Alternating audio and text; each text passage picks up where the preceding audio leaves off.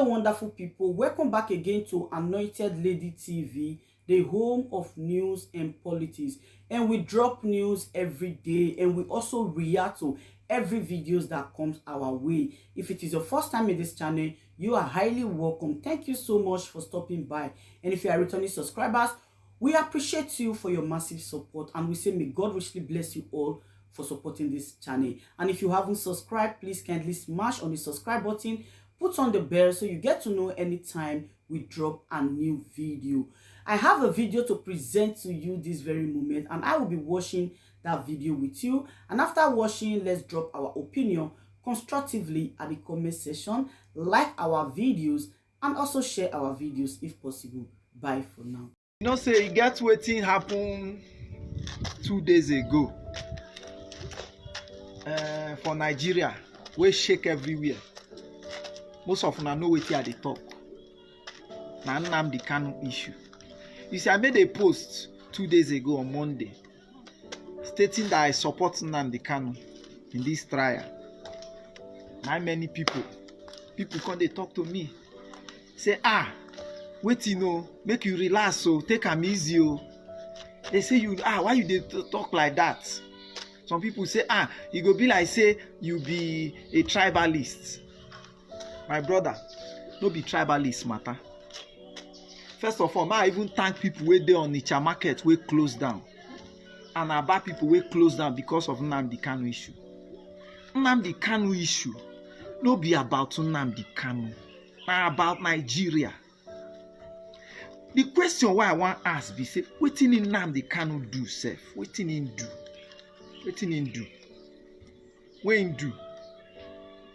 Nnamdi Kanu say he want comot for Nigeria, na be wetin Nnamdi Kanu do.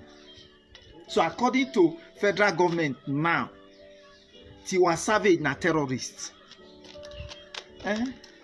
Tiwa Savage he be marry, say he no wan marry again. He na terrorist. Any union where you don't enter for Nigeria, and one day you wake up say, I no want the union again, I no want marry. Federal government say you be waiting, you be terrorist. She go a reason na terrorist. Because he don't divorce now, he na terrorist. Now wetin federal government talk, no be me talking. Inyedo na terrorist. Jibola Dapo na terrorist. Now federal government talk am, if you dare any union, any day you wake up, see Sundayigboho, you just say, I want form my own nation. No, they say na terrorist. They begin pursue am. Where I made a key? Wetin dey happen for this country? So all the celebrities wey don divorce now, all of una na terrorists. Claron Chukura na terrorists. All these people now waiting, they be terrorists. Chika Ike na terrorist. A federal government talking. Mona Lisa Chinda na terrorist. If you just dey marriage, any day where you wake up, it cross your mind. Tonto Dike, may you know you na terrorist o. Because you don't come up for your first marriage, na terrorist you be. Now, according to federal, I don't know wetin dey happen for this country. Wetin dey vex me be say if it dey happen, many people, nobody want pull mouth. Some people they hide, say just in case if I want find contract tomorrow, if I want contest election tomorrow, may no be say no worry, where you go die, the day where they go kill you. Go ask Rufai now. Ask Rufai. During Jonathan time, where all these Boko Haram, they still they test water, they still they start their business. Rufai carry mouth, they talk anyhow, bra. If you kill them, you have killed northern people. Jonathan is not doing this thing. See, and now what did happen today? Rufai don't close down all the public and private schools for Kaduna because of banditry, because of kidnapping. It never starts. For some of una where they teach say una no go pull mouth, you just dey say, as far as say no affect me, my salary they come at the end of the month. No worry, he go shock you. He go shock you. See una, he go shock una. This country where we dey. Okay, see, you know wetin dey vex me for this country. E get the things wey go dey happen. You go dey wonder say, wetin dey happen?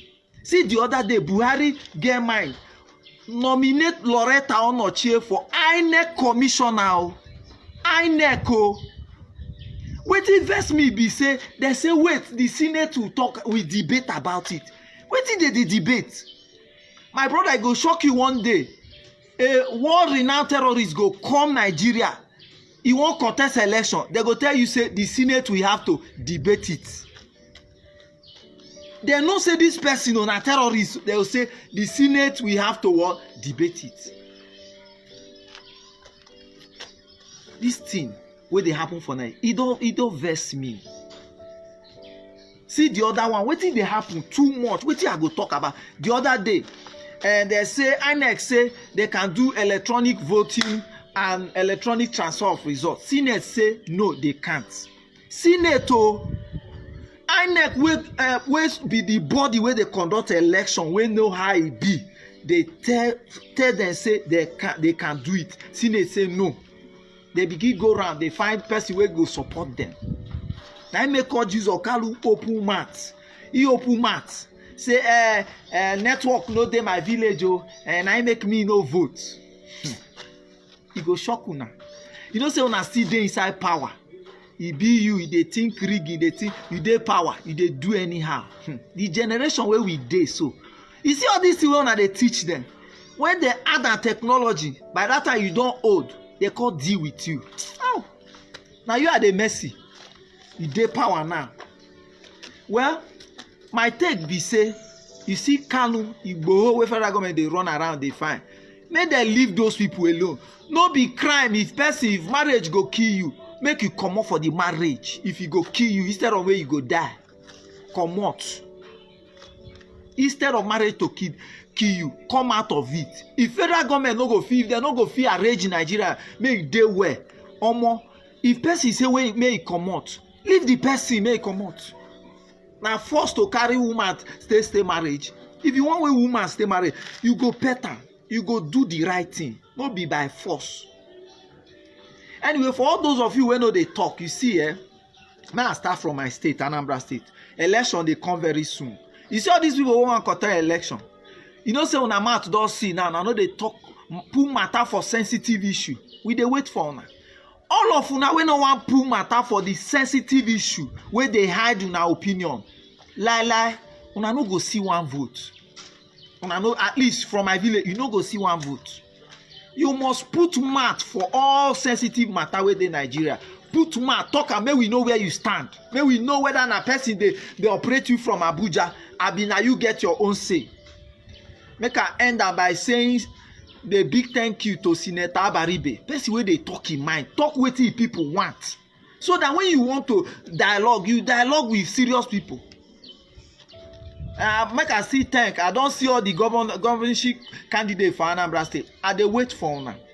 All of una whenever put mouth for, you see Kanu issue, you see restructuring, you see all these sensitive issue where they Nigeria state police, resource control, all these things where they cause katakata. If you never put mouth, no bother to campaign reach our side. We no go vote you. So make I help and here, make I stop and here because at the verse we go see put matter. As matter they come, we go see the pull mouth. Thank you.